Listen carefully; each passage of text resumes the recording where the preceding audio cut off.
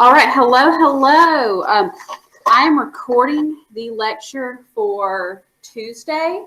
So you'll see we're going to do some notes. We're going to finish up chapter 17. It's a pretty small chapter. Then you're going to finish up the chapter with a group activity. And then just remember you'll have a quiz Wednesday over just chapter 17. Okay? All right. So let's see. There we go.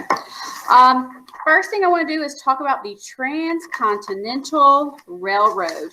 And on your outline is actually a photograph of the meeting of the Transcontinental Railroad. Okay, just remember the Pacific Railway Act was passed by Congress in 1862 during the Civil War. And this is what provided the financing of constructing the Transcontinental Railroad. Now, the government didn't have a lot of money. So one way they offered like compensation for these construction companies through land grants. We know that they'll own a lot of land out west. And so it was like for every mile of track you lay, you'd receive so many acres.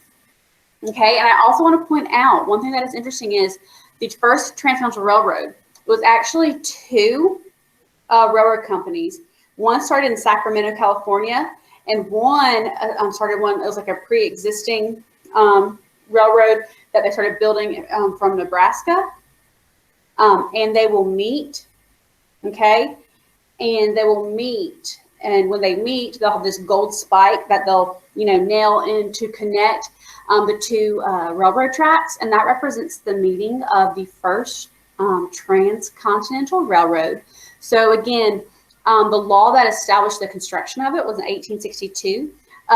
Promontory Point, Utah is where the two companies will meet and the Transcontinental Railroad will be complete. That's like May of 1869. So it took, more than 6 years. Okay. Also want to point out the Central Pacific Railroad started in California and worked its way to Utah. The Union Pacific started in Nebraska, worked its way to Utah. Okay. And when it comes to manual labor, who usually does manual labor for cheap pay? Immigrants. Okay. The Chinese will be the main immigrants working on the California one, the Central Pacific Railroad. And then you had a lot of Irish immigrants from Nebraska on the Union Pacific. Okay. I want to point out that the Chinese immigrants they were paid the least. They were not provided food and clothing. They had to pay for that, shelter, all that kind of stuff. And also when it came to like who is the person that's going to go into a mountain and try to blow it up using really dangerous chemicals, the Chinese. Okay. And again, the first Transcontinental Railroad, the track will meet in Promontory Point, Utah in 1869. Okay. The impact is communication is going to be really big because eventually telegraph wires will follow the railroad tracks. Okay. A lot of trading for sure. This will also encourage westward expansion. So many more people will move out west now because you don't have to do the Conestoga wagon. Now you have a railroad. Okay. Also, you'll have lots of boom towns, not necessarily boom towns, but where there are stops on the railroad, that's where like hotels and saloons will be. So there'll be some towns that will be established because of the railroads. Okay. And innovation, standardized gauges. What that means is like the width and the depth of the track. Prior to the Transcontinental Railroad, each different company had their own different set of tracks. And so you can't operate any train on that. The train has to fit the track. And so because of the Transcontinental Railroad, other companies will now follow those dimensions. And so that'll make it easier to, switch trains and that kind of stuff too.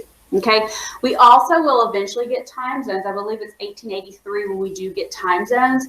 And again, the whole reason was the traveling on the railroads. Okay. It made it a lot easier to have these standardized like time zones to coordinate schedules. Okay. So again, it's Transcontinental Railroad, Union Pacific, Central Pacific. They met at Promontory Point, Utah. And just remember that a lot of the companies were paid not with money, but with land grants to do whatever they wanted to.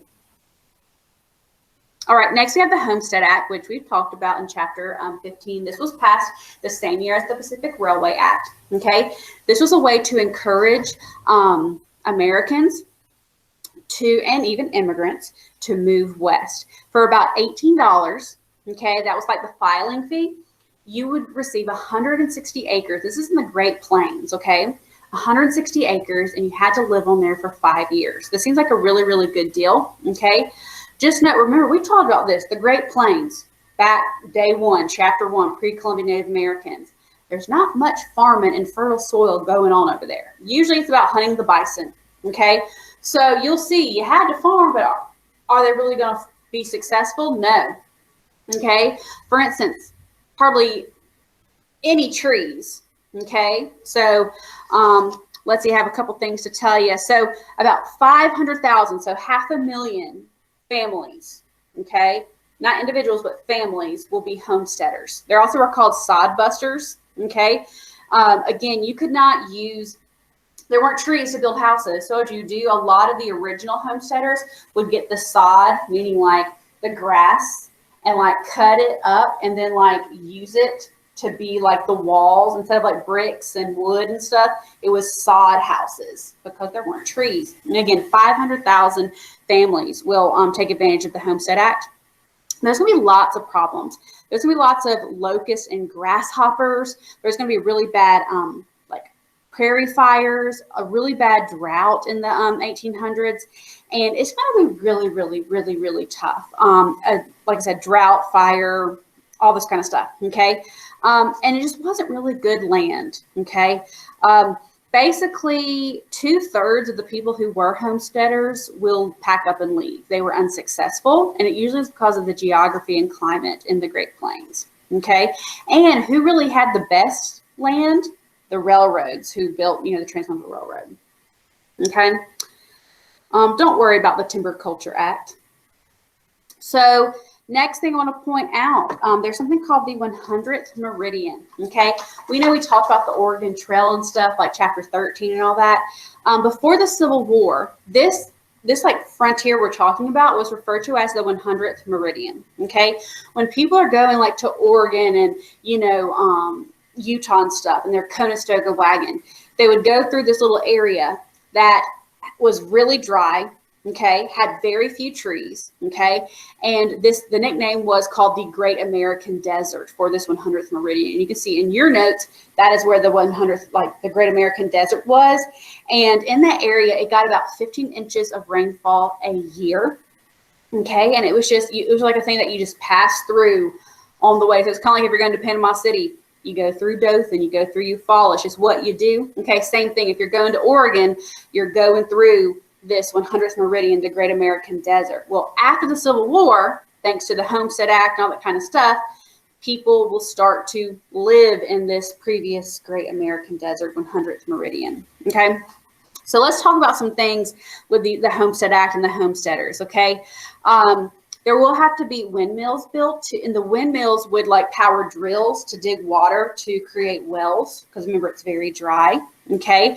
Barbed wire will be established. There's a guy named Joseph Glidden. It's Glidden, Glidden. Again, there are no trees, so you can't really do a fence. So what can you do? Maybe you can find something to be a post, and then you would do barbed wire to make your fences. And what he would do is he'd have this wire and he'd use like a coffee grinder thing to like bend it, okay? And that's how you could like determine where your property was, okay? Also, you remember the steel plow, remember that, okay? John Deere, that's gonna be big, okay?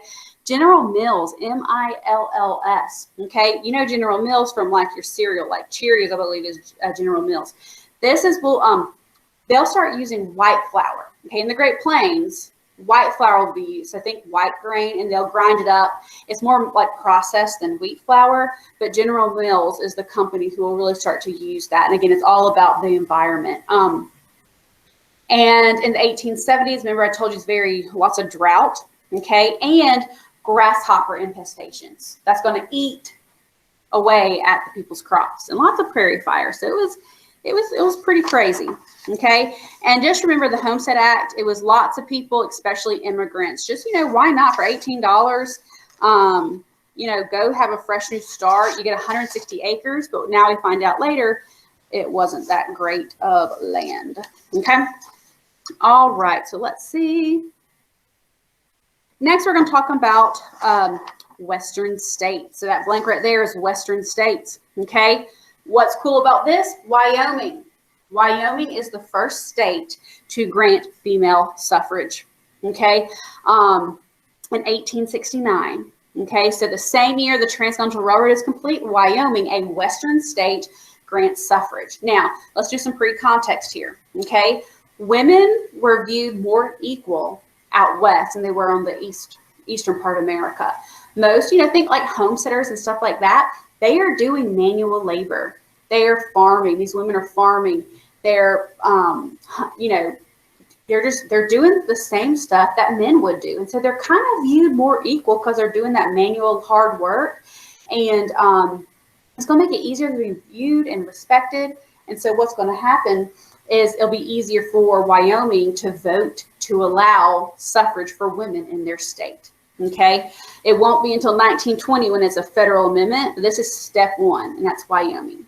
Okay. And I like this picture right here. It says, we were voters out west. Why deny our rights in the east? So these were clearly women who lived out west, had suffrage, and then they moved to they moved to the east, and they're like, hold up, like, I can't vote. Okay. All right, next we have the Grange. Another name for the Grange is the patrons of husbandry. Okay, husbandry means hard work, but Grange is really what's the most important thing you should know. Okay, so during this time, think the homesteaders. Okay, it could be lonely, especially in the 1870s when you have the grasshoppers and the drought and the prairie fires. It can be depressing.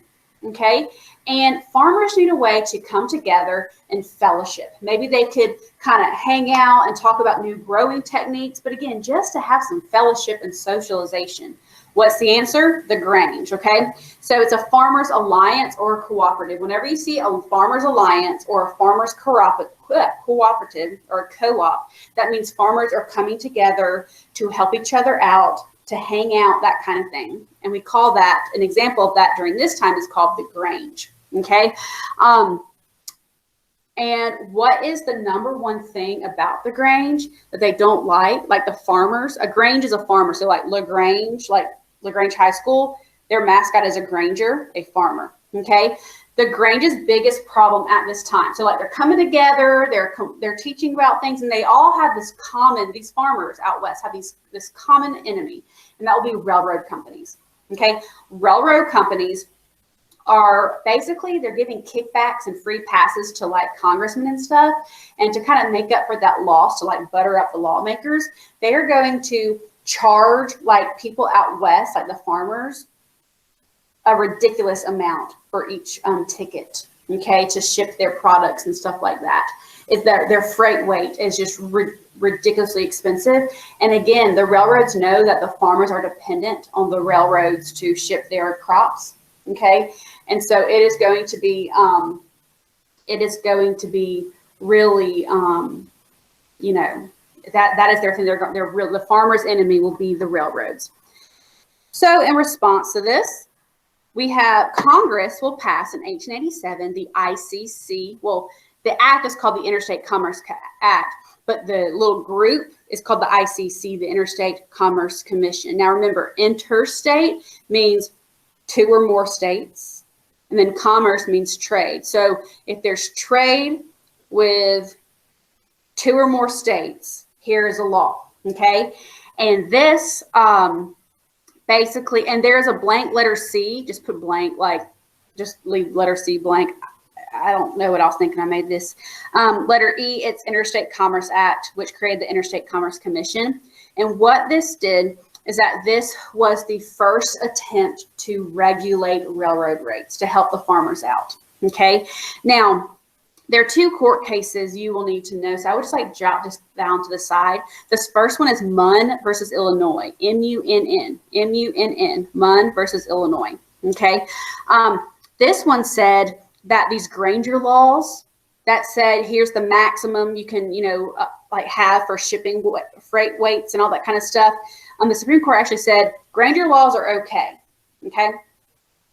And then in 1886. So the same year as the Interstate Commerce Act, it's really good for farmers. This act is going to try to, regulate rates. And then you have these Granger laws, which were state laws that said, hey, here's the max you can charge for freight weights. Okay, that's really good for farmers. But then things are going to change in 1886. Okay, so 9 years later, I believe, there's a Wabash versus Illinois. Wabash is spelled W-A-B-A-S-H, Wabash. Okay, and this basically said, nope, those state Granger laws are unconstitutional because if it talks about 2 or more states, that's a congressional thing. Okay, so that's kind of bad for farmers. Just note the Interstate Commerce Act, while it's a good start, it will be pretty ineffective at this time. And I like this cartoon, just shows you how the railroad companies are an enemy. So someone who's probably a Granger maybe created this. Okay, mining in the West. Okay, we talked about Sutter's Mill in 1848. In 1859, gold will be discovered in Colorado, Pikes Peak. One boom town when people rush to Colorado will be Denver, and that's still around today. You also will have the Alaskan Klondike, which will be a lot of gold and silver. And then the Black Hills in South Dakota, that there will be gold there as well. There's also the Comstock lode. It's right there, number 5 in Nevada. It's a big silver find, and it really, because of that, I believe the tagline, the state motto is for Nevada is that it's the silver state.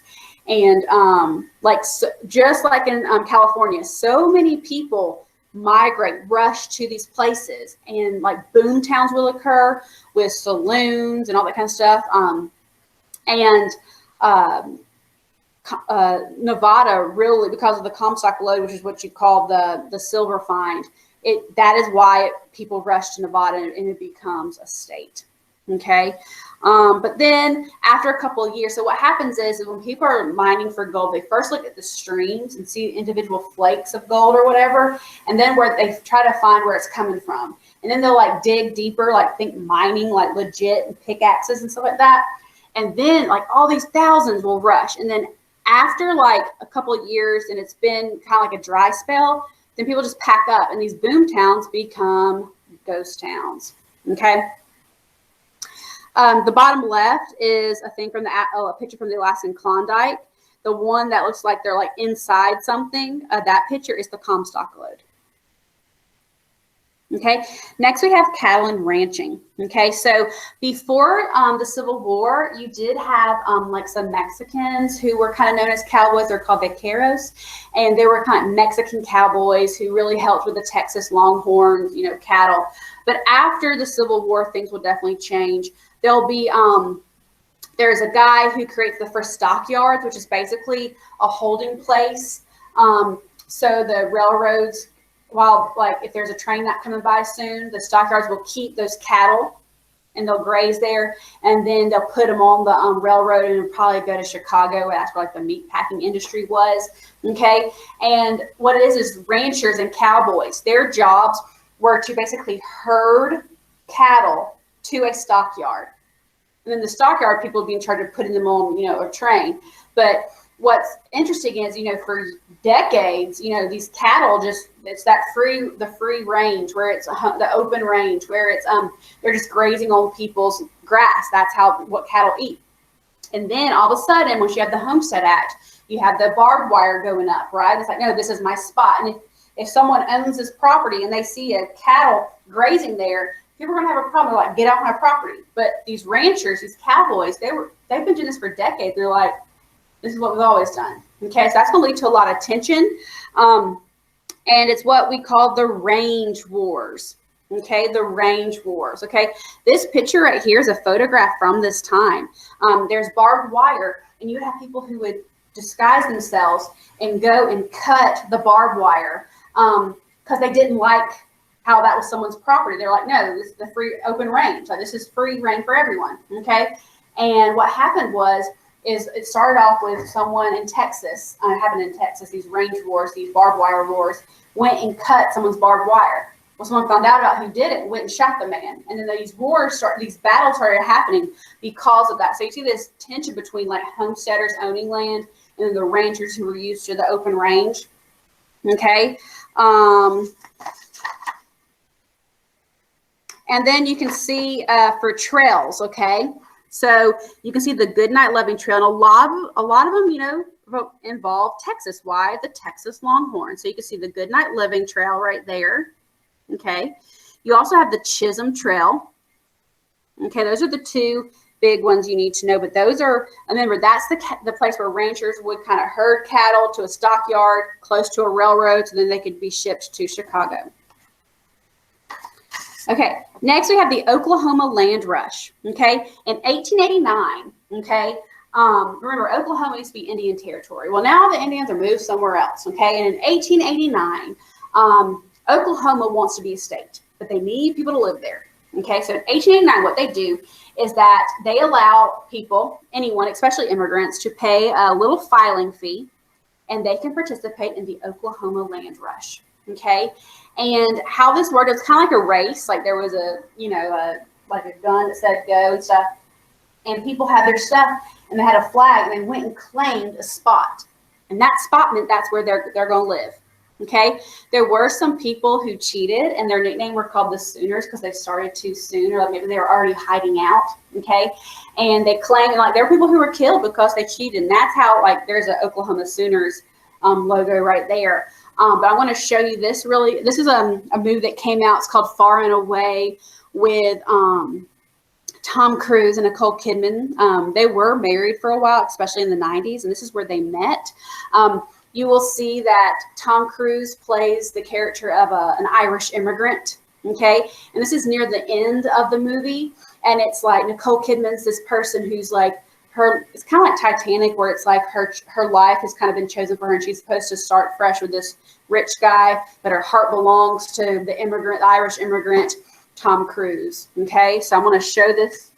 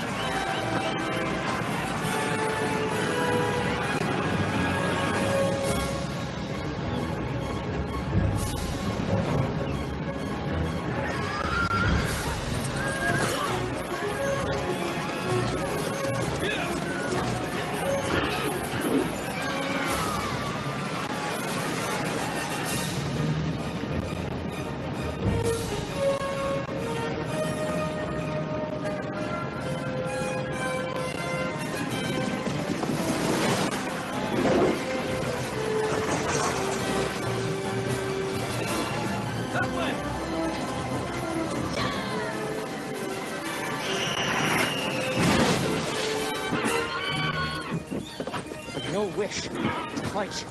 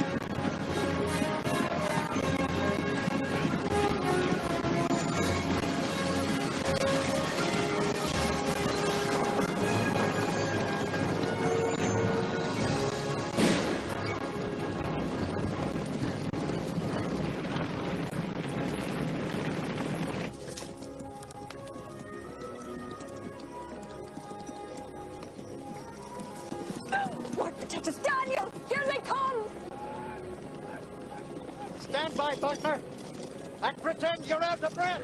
Pretend? My heart's up here in my nose. My God, Nora! Oh, this is thrilling! Nora!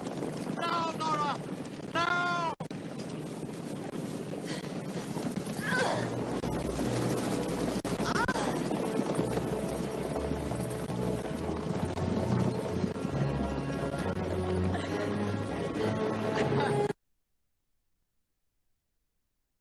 Must know this. Okay, so you know, census taken every 10 years. Well, the 1890 census data basically said there's no more frontier. Everything's closed. Everything's claimed. There's no open land. Okay, and so now remember that's based off of the 1890 census data. From that census data, a historian, Frederick Jackson Turner, wrote it's something called The Significance of the Frontier Upon American History, okay, or on American history. You just have to know it as the frontier thesis, okay?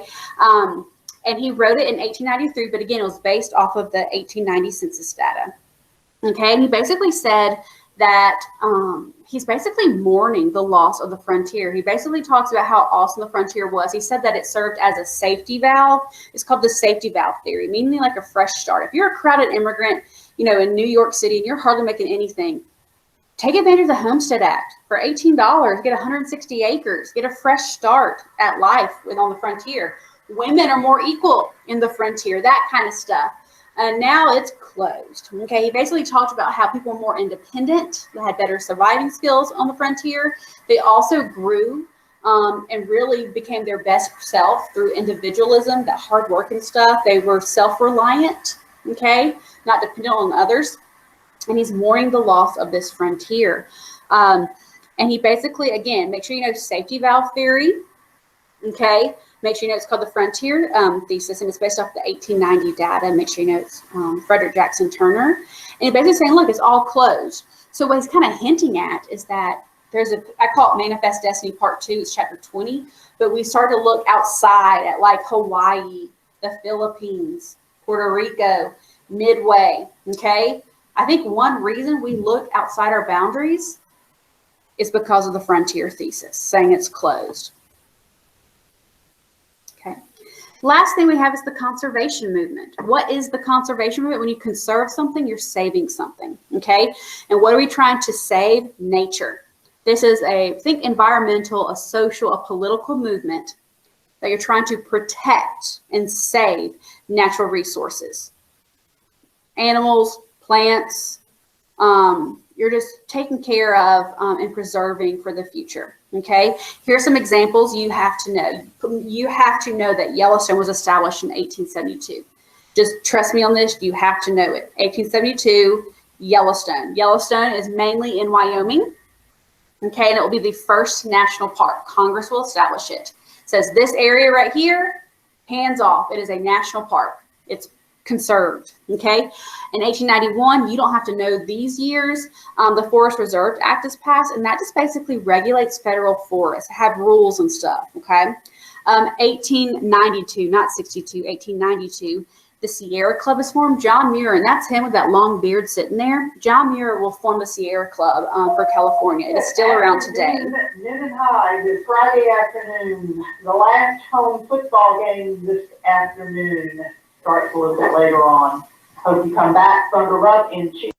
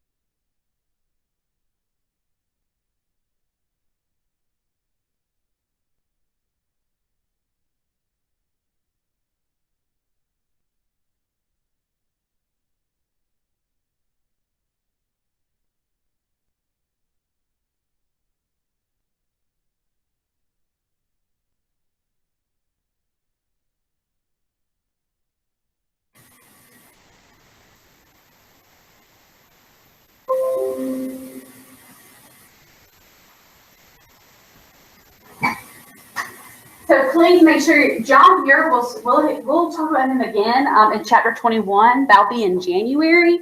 So make sure you know John Muir. He is a more extreme conservative or conservationist. He's what you call a preservationist. Okay, but he will form the Sierra Club that's still around today. And it really is just about protecting the environment. There's Muir Woods, which is, I believe, in California. But again, make sure he is a conservationist. And this will start to be big here. The Department of the Interior is established during this time. The purpose of the Department of the Interior is about the physical land in America. So if someone wants to go drill oil somewhere, you have to get a permit from the Department of the Interior. But please, of this, make sure you know, Yellowstone will be the first national park. The national park system will not be established until, I think, 1916. So right now, this is the first national park. It's an individual park. Grand Canyon Park, all that doesn't exist yet. This is the first one. Make sure you know it. Okay. And then look, American Progress. We've seen this before. Think Manifest Destiny. Technically, though, it was created in 1872 during this time. This is the same year that, Yellowstone was created. And again, it's just talking about the frontier, and just reminiscing on what the frontier provided. So that's it for chapter 17. What you are going to do now is that there is a document that says Hammond - the Development of the West. Okay. There's like a little focus, a little prompt, if you will. And there are some Google slides. What I want you to do is, as a group, divide your Google slides, divide and conquer, okay? And then from looking at your Google slide, you should have one of these documents opened, this, the chart, you'll see it, okay? And I want you to put information in, maybe use a different color for a person, okay? And just put your information. There's a social, a political, and economic column, okay, in these charts, this chart. And so again, you individually look at the Google slides you're assigned to, and then you plug them in, okay? And then what you'll do, you will come together and collaborate, maybe a breakout room. Basically, when you're finished, when you think you have a complete room, you will then email me, and I will tell you, I will send you the, to open up the breakout room. But what you will do is there's this little prompt, okay? And you're basically going to fill in the buckets. You need to have at least 2 buckets, and then come up with an intro, which is your context and thesis. And so, and then you'll write 1 main body paragraph. That's it. So when you're finished with that, you are done for the day.